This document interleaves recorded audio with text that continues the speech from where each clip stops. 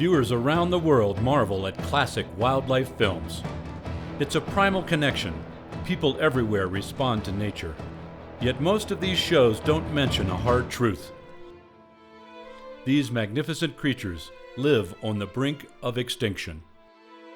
And it's not just the fabled wildlife of Africa and the Rocky Mountain West. Backyard songbirds are a fraction of their former numbers. Frogs and bees are dying. The seas have been emptied of fish. 90% have been killed in the last 70 years.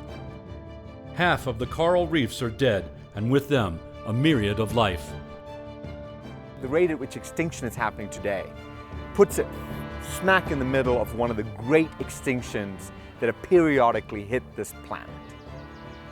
One time it happened because a comet, or maybe a pair of comets, hit the planet. We're the comet now. This is the dawn of a new geologic age, the Anthropocene, the age of man. Humans have changed everything, from the chemistry of the oceans to the temperature of the atmosphere. Since we are now in charge, it's up to us to fix this situation. What can be done? A group of leading conservation scientists have an answer. If we can save half the planet for nature, including the oceans, we can reverse the mass extinction and let nature survive, along with us, into the distant future.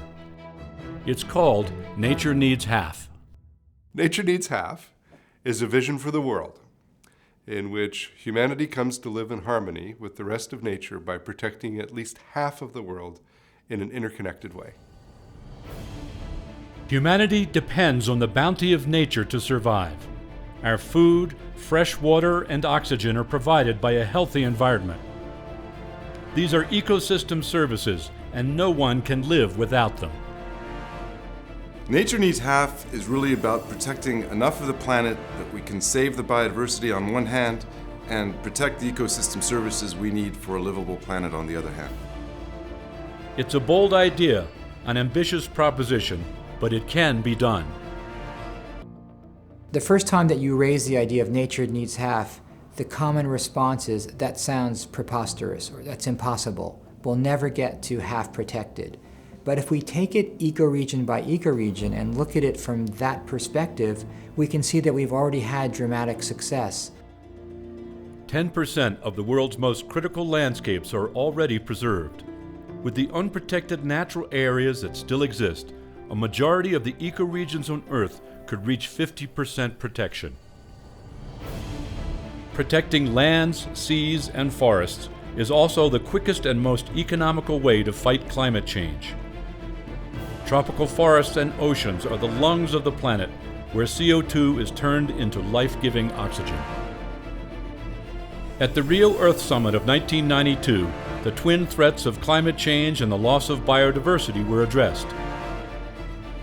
The UN Framework for Climate Change was created in Rio and has spent 25 years hammering out the Paris Climate Accord.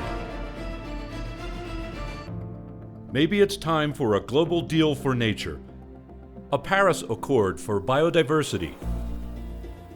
Simply put, things are going in the wrong direction. If we protect half the world in an interconnected way, we'll start going in the right direction. And this means we have hope, this means we have possibility, and it means that the rest of life has a chance too. It's a noble calling for the 21st century.